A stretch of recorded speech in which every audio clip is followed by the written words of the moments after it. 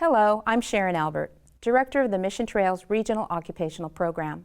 The program you're about to see is a production of the Mission Trails Digital Media Network. This production features local students engaged in the California State Career Technical Education Pathway, Arts, Media, and Entertainment. A special thanks to the Media Center for Art, Education, and Technology, a department of the Monterey County Office of Education, for making this broadcast possible. Thank you for watching. Now let's enjoy the show.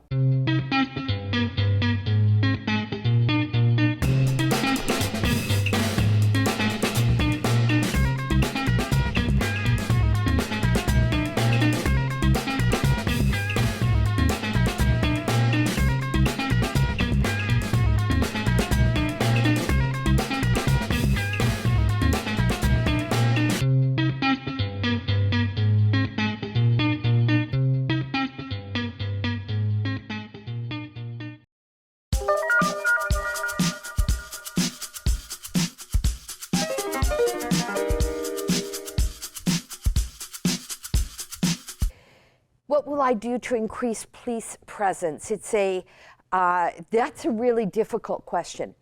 And it's easy when you are a candidate to say, oh, I'm going to hire more police officers, I'm going to give them more money, I'm going to give them more tools, I'm going to, whatever it is. The fact is that the council is limited by a budget. And so what the council has been doing over the years is we've been looking for money from the state government, from the federal government. We've actually put together a lead agency. We're the lead agency, and we've pulled together the FBI, the Bureau of Alcohol, Tobacco, and Firearms, all kinds of the CIA, all kinds of different agencies that we've pulled together in Salinas to say we need to strengthen our police force. Because the fact is that we have a nationwide shortage of police officers. How do we attract police officers to Salinas? You can go to Gilroy, and your job is easier. But Salinas we've got tough problems. There's no question about that. So what we need to do is we need to boost salaries. We need to boost benefits. We made a decision, I'm going to guess about 10 years ago, to say that the Salinas police officers will be the highest paid police officers in Monterey County. And we've maintained that. It's been tough, but we've maintained it. But now we're having to boost those salaries so that we can attract not only new hires, but also the laterals coming in. We need to get those officers that left for Gilroy. We need to bring them back. What would I do to increase police presence in your neighborhoods?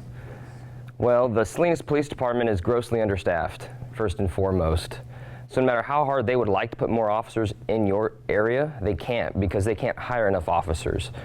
So I'm pretty happy with the City Council's ratification of the tentative agreement that the union, the Salinas Peace Officers Association, and the city came together on. I've looked over it personally, and it seems to kind of take care of the issue of recruitment and retention. Those are two big issues in law enforcement. To recruit people to come in, we want more officers in here, and the retention, to keep those that are already here so they don't go to Gilroy anymore. The bad thing about it is, even though it came into place and we're going to be moving forward in a positive direction, it's going to take about a year and a half before they can actually hire and train officers to fill those positions at that. So as much as we would like officers right now, today, I don't see that happening anytime in the near future.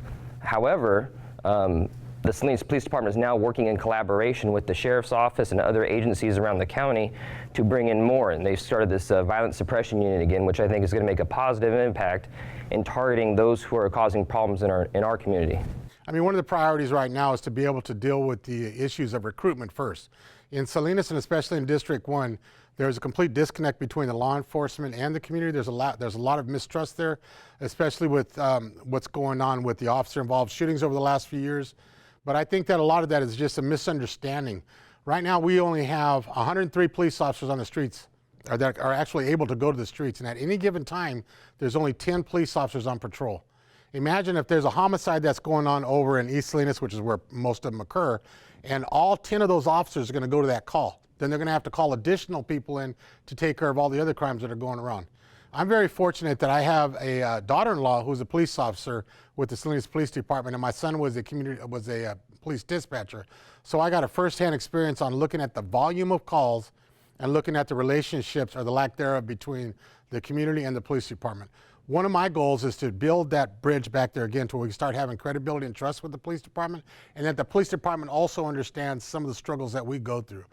District 1 has been sorely underrepresented for the last 4 years, and it's time for a change. And I'm hoping that I can bring my expertise and my skills to be able to make that change and bridge that gap, so that way we can get proper police presence, build the relationships, and solve the homicide rate and reduce violence. Police play a very critical role in prevention and suppression measures. Our police department currently is very emaciated. We don't have enough police officers just to patrol the city, let alone have any violence suppression units or gang task force or even school resource officers in our city. As a matter of fact, we have less cops now than we did back in 1970s, when the population of this city was less than half of what it is today. I agree. We do need more police officers. And it's a little puzzling why this city administration, the mayor and the city manager, will not get in the front and hire the 80 police officers that we need. Let me give you an example. 4 years ago, the mantra was that, hey, we don't have money for the police officers. Mayor Joe Gunther spearheaded a Measure G that brought in an additional $22 million of new revenue that would be focused on school resource officers, police, and violence suppression. So we have the $22 million for 2 years now, but we have actually less cops now than we did 2 years ago. Why? Why is this city not hiring the police officers? Well, the first, we don't have the money. We give you the money, then, secondly, there are no qualified police officers around in Monterey County. When we said go out and talk to every single academy up and down the whole state of California, there are people to be had, there are officers to be had. San Francisco, Mayor Ed Lee got up in front of the police chief and said, I want 350 new cops, Mr. Police Chief, you have 3 months to do it. He made it happen. How is it that some cities can get 350 cops and we're actually going negative in the number of cops? One of the reasons was, police officers don't want to come here because the Officers Association does not have a contract. No cop wants to work in a city where there is no contract. Well, that problem's been solved already. I think we need to stop looking for excuses and not hiring the cops, and we need to start getting our hiring practices and the policies up and running. We deserve the 80 new cops. My pledge of 200 cops by 2020 is solid as a brick, and this is where we need to be.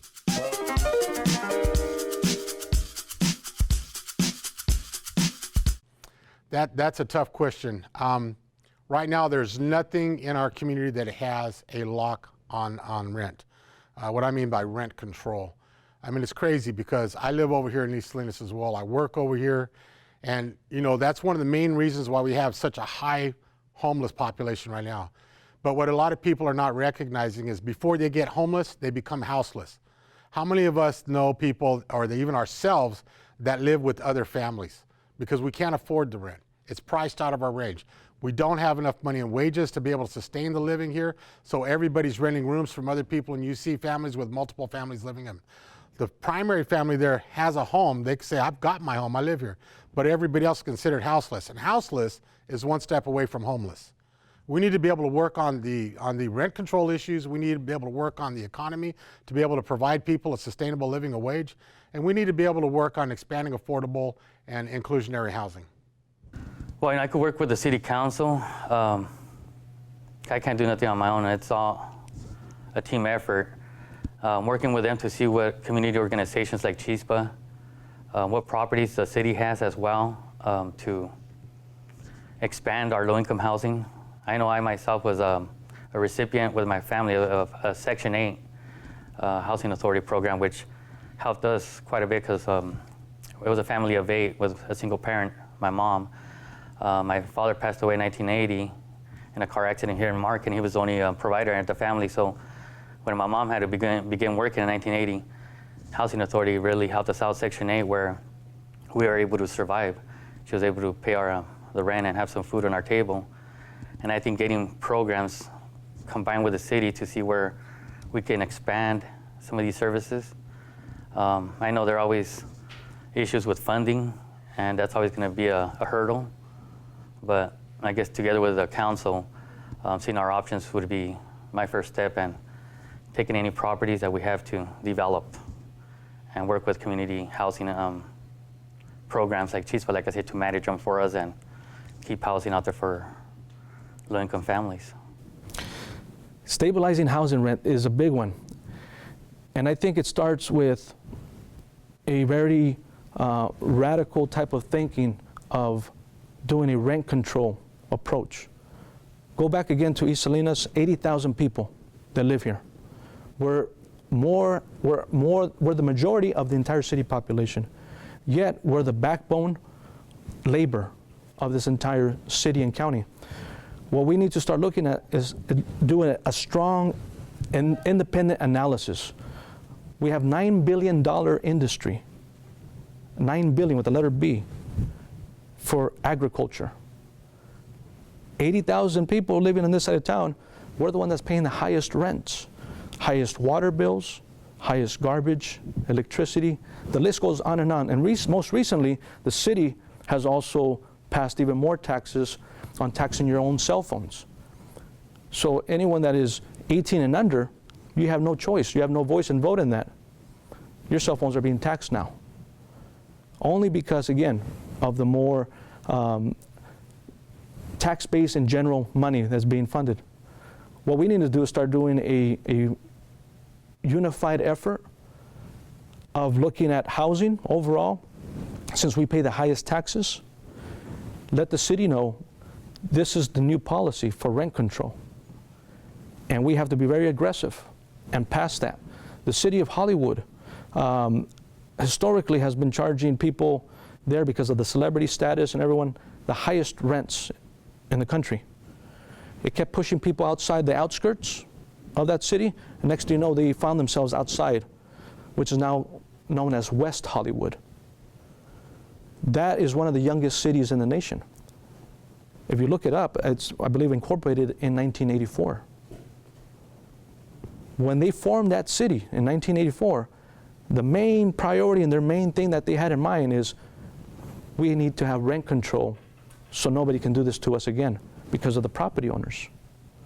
And that was their main focus. They passed the most strict rent control policy in the nation. And they still hold on to that. So for us, if there's a will, there's a way. We can do it. The labor backforce, the background of the fields, the farm workers, $9 billion industry, yet we pay the highest rent. No more work. We go on a work stoppage if we have to. No more work until you start providing what's just and equitable to us, and that starts with housing, as well as all these other taxes and everything else we pay. We pay the highest, it's no secret, we pay the highest taxes and the highest assessments than South Salinas, the other side of town, because they're grandfathered in.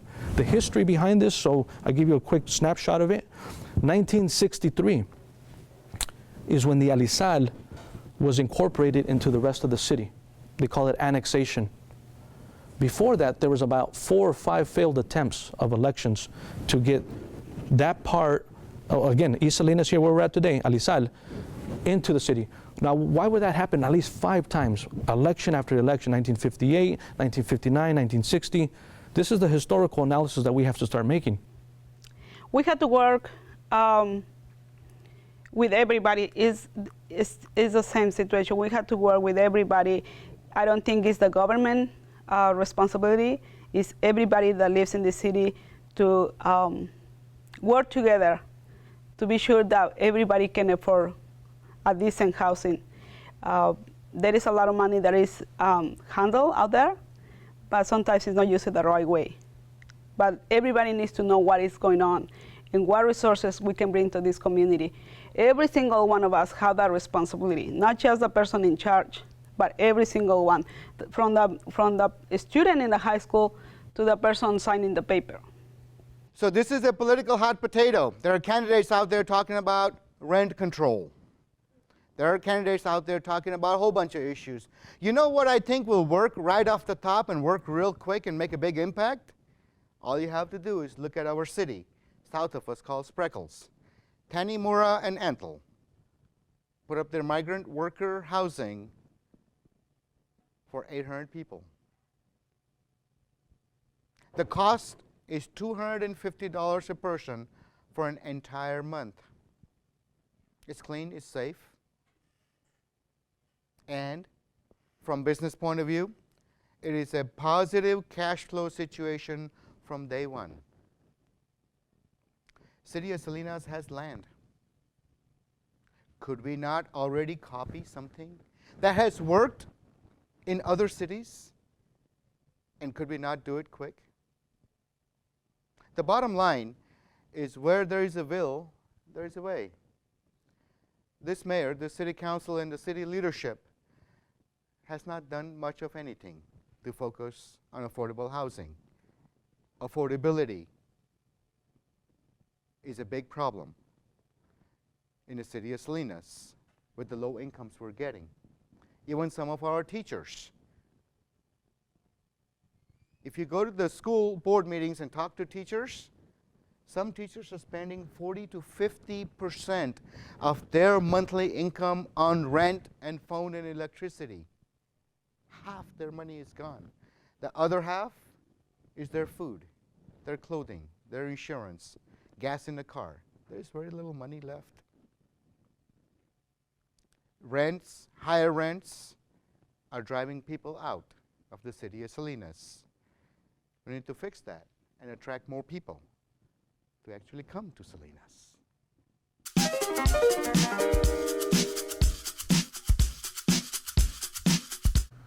Well, I think, I like to see the minimum wage increase because the cost of living is increasing all the time, so I like to be hand in hand.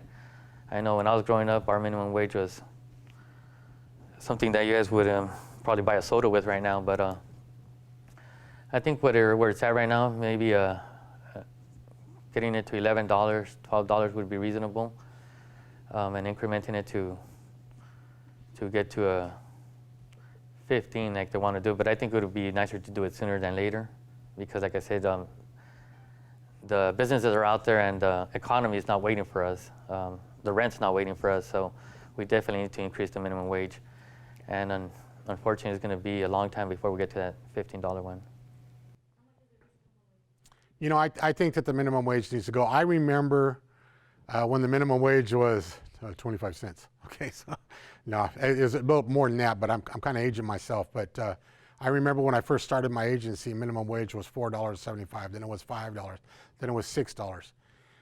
To me, it's extremely important in this community, in this economy, because it's really difficult to live unless you're making at least $10 to $15 an hour. My son, my youngest son, makes $14 an hour. He works for the Santa Rita School District. He's a truck driver, and he has a hard time making on that wage alone. So I can imagine how many family members that are out there at $12, $13, $14 an hour who have children to make it. My son's fortunate that he lives and he rents a room with other people, but what happens when he gets married? And he's been driving rigs and trucks now for quite a few years. Goes back to education is important. If we get educated, we learn some higher skills, we learn the sciences, mathematics, and come back and bring some good technology back here and invest in that, we can increase the wages for people. We can't live on $8 an hour or $10 an hour. We need to have a sustainable wage. Well, we've just passed it where there's going to be $15 an hour, and I'll tell you, I don't think that's enough down the road. It may be enough for a young person that's working at McDonald's part-time, but minimum wage you cannot feed your family on in Salinas. And I think you brought it up with the housing. You can't afford a place to live at $15 an hour. I think what we need to do is we need to be understanding that we need people to pay more money to stay here, to be able to afford to live here. And if they take one of those jobs that's minimum wage, they should be able to have some dignity and respect when they get their paycheck. I think what would help is if the federal government and the state government would realize that taxing a person that makes minimum wage, you know, other than Social Security or disability, they take your money and then they send it back to you. Why? Why don't we just leave them make their $15 an hour or whatever it is? And I think you would find that it would make it more affordable. Now, if you make $15 an hour, time they get done, you get about $9. And then you got to go do forms to get your money back. I think that's part of the problem. It's easy to say minimum wage is $15 when the feds and the state are taking more money. And then if you want to have the quote-unquote affordable health care, that's phenomenal. We can take your whole check and say, well, now you owe us money. I think we need to correct those issues. We need health plans worked out so that the workers that are making minimum wage are covered.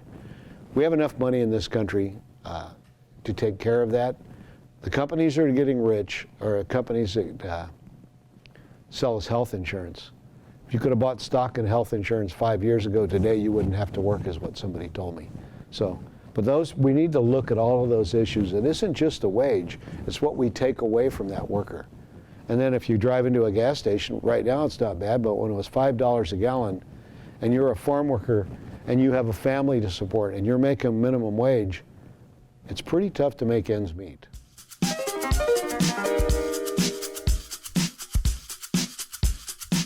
People view Salinas, but between San Francisco and Los Angeles, Salinas has that potential to stand out between these two cities.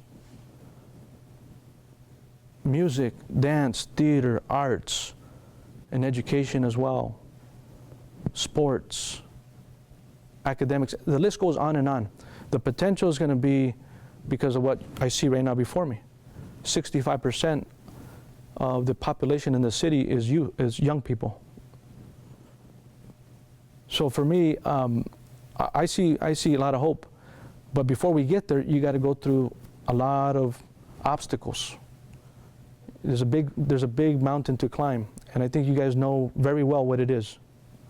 It was what's happened with us not being able to walk from place to place, and us not being able to have control. And the solution and the answer there is not in more police. They already have 60 or plus % of the budget. You want to give them 100% of the budget? We can do that. It's still not going to stop. It's going back to the beginning, the root of it. And that can be done. But there is no strong will or leadership. People are very afraid to speak out here. It means everything to me. Born and raised here, a lot of friends and family here. All my immediate family lives here. Working in the county for the last 15 years, seeing student after student getting killed, it kind of chokes me up. You have to excuse me. Being 34 years old and going to these homicide scenes, enough's enough. And for people to say it doesn't affect a cop as much as it affects the community is dead wrong. My life. I came to the city of Salinas many, many years ago. And I grew up here, basically, because I've been living in Salinas more than I live in my own town. And I got married. I have my children here. And since I got here, I started getting involved as a community volunteer. I really love Salinas, even though we always hear bad things about Salinas. When I talk to friends that don't live close here, and they say, well, Salinas is a really bad city. Why are you living there? And I say, no, it's not a bad city. Because most of the times, unfortunately, what you hear on the news is bad things, but there is a lot of good things. Like what you guys doing right now, this is a positive thing. And unfortunately, the media most of the time focus on the bad things because that's what sells. But Salinas has a lot to offer, a lot of good resources. The most important that Salinas has is good people, like you guys, that are living here, that were born here, and the families that work. We have really good people working hard. And we have to, the only thing that I think we need to do is to work a little more closely as a teamwork? Good question. Great question. The city of Salinas is a city that is a working person city. And, you know, it's interesting to me. I love this question. I need to kind of put it together in my mind.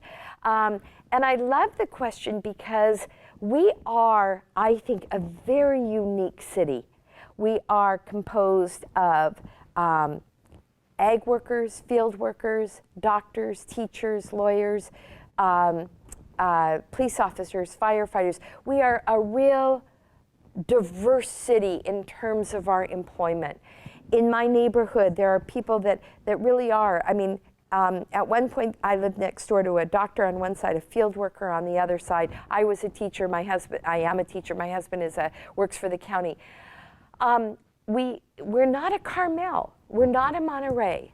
We're a real down-to-earth, real people city, and I'm very proud of that. I'm very proud of being a part of the city. It's a, you know, I just got an email, or I forget how she contacted me, but a student of mine, she's grown, she's married now, but a former student. But she wrote back to me and she said, I live in San Jose, and I remember you as my 5th grade teacher, and we talked about, you know, she talked about some of the things in my class, and she said, I miss Salinas. It will always be home. And I thought about that, and I raised my children here too, and now my granddaughter is growing up here. She's a kindergartner. Salinas is home. That's what Salinas is. When you ask, what is Salinas to me? It's home.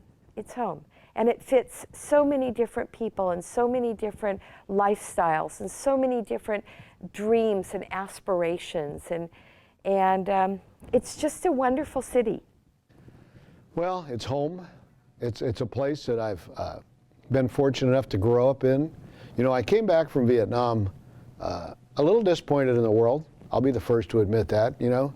We go to a country, I was 18 years old, and I got people that wanted to kill me because, and they didn't know me. I couldn't quite understand that theory.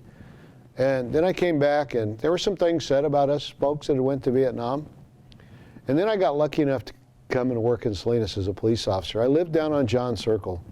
And somebody said, no, you couldn't live on John Circle. Why not? It was a great place to live. I had great neighbors. And they were a wide variety of neighbors of all cultures. And having worked in East Salinas for 25 years as a homicide detective, I got to know the people, and not just the people that were involved in crime. There are a lot of people in this community that we never hear from. And I think what we have here is, you can go to Monterey and they have all the up-to-date, and Carmel Valley or Carmel where, you know, you got to drive a Gucci car is what I always say. You get a guy like me goes over there with a pickup truck, they go, oh, he must be a delivery guy, or he's the gardener. No. Over here, we're more of the real people. It's a blue collar, it's a community that works. It's a community that feeds the world. And you know, whenever you go anywhere, and I've been to New York and I've been to Washington, D.C., and I had an opportunity to go to New York to go into a Whole Foods, and it's in the basement of a Time Warner building, and it's got 50 checkout stands. I had never been in a store that had that many checkout stands. That to me was like an amazing thing. And I walked through the produce section, and there it was, strawberries from Salinas, Salinas wine, Nunez salad mix, Taylor Farms salad mix. And I'm watching the people, and I watched the lady pick up some of our strawberries, and she goes, I says, where are you buying those? She goes, oh, that's from Salinas. You know, they have really good product and good people. That's what Salinas means to me. It's the people. It's not about who's the richest or who's the poorest. What we have is a little bit of everything.